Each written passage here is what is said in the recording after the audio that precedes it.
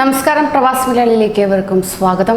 വന്ദേ ഭാരത് പദ്ധതി പ്രകാരം ലിസ്റ്റിൽ ഉൾപ്പെട്ടിട്ടും നാട്ടിലെത്താനാകാതെ കുടുങ്ങിക്കിടക്കുകയാണ് നിരവധി പ്രവാസികൾ.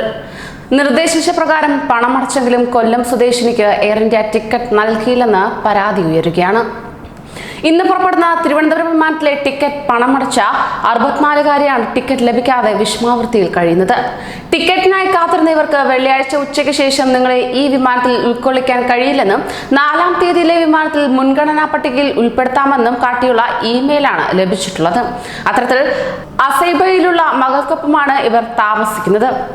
സ്വന്തം ആരോഗ്യ പ്രശ്നങ്ങൾക്കൊപ്പം നാട്ടിലൊറ്റയ്ക്കുള്ള 74 വയസ്സുള്ള പിതാവിന്റെ ആരോഗ്യ പ്രശ്നങ്ങളും ചൂണ്ടിക്കാട്ടിയാണ് എംബസിയിൽ മകൾ രജിസ്റ്റർ ചെയ്തത്.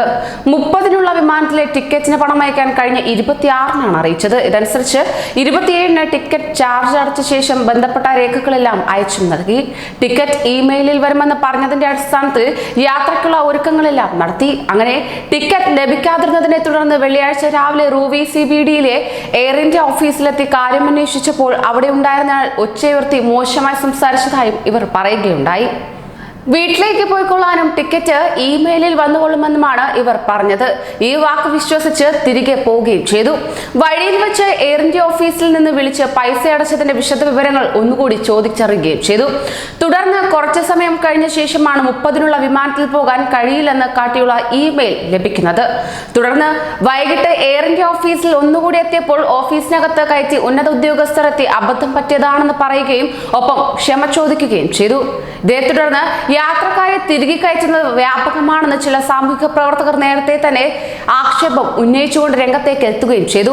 ഇതുവഴി അനർഹരായ പലരും നാടുപറ്റിയതായി ആരോപണങ്ങളും ഉയരുന്നുണ്ട്.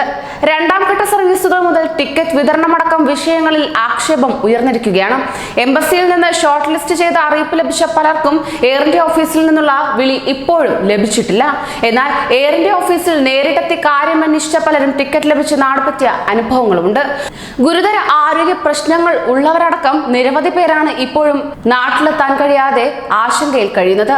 അതേസമയം എംബസിയിൽ രജിസ്റ്റർ ചെയ്തപ്പോൾ ഒരു ആരോഗ്യ പ്രശ്നവും മറ്റു മുൻഗണനാ കാര്യങ്ങളോ കാണിക്കാത്തവർക്കും കഴിഞ്ഞ ദിവസങ്ങളിൽ വിമാനങ്ങളിൽ ഇടം നേടുകയും ചെയ്തു. ടിക്കറ്റ് നൽകാതെ വട്ടം ചുറ്റിക്കുന്ന കലാപരിപാടിയും തുടരുകയാണിവർ. വ്യാഴാഴ്ച സലാലയിൽ നിന്ന് കണ്ണൂരിനുള്ള വിമാനത്തിൽ 4-അംഗ കുടുംബത്തിന് ടിക്കറ്റ് ബുക്ക് ചെയ്തിരുന്നു. എന്നാൽ ഒരാൾക്കുള്ള ടിക്കറ്റ് മാത്രമാണ് ഇവർ അനുവദിച്ചത്. ഇതേ തുടർന്ന് സാമൂഹിക പ്രവർത്തകർ എംബസിയിലും എയർ ഇന്ത്യ ഓഫീസിലും ബന്ധപ്പെട്ട ശേഷം വ്യാഴാഴ്ച രാവിലെയാണ് മറ്റു 3 പേർക്കുള്ള ടിക്കറ്റ് ലഭിച്ചത് പോലും. ഇത്തരത്തിൽ നിരവധി പ്രവാസികളാണ് ലിസ്റ്റിൽ ഉൾപ്പെട്ടിട്ടും നാട്ടിലെത്തിച്ചേരാനാകാതെ ഇതുപോലുള്ള ടിക്കറ്റ് ലഭ്യമാക്കാനാകാതെ പോലും കഴിയുന്നത്.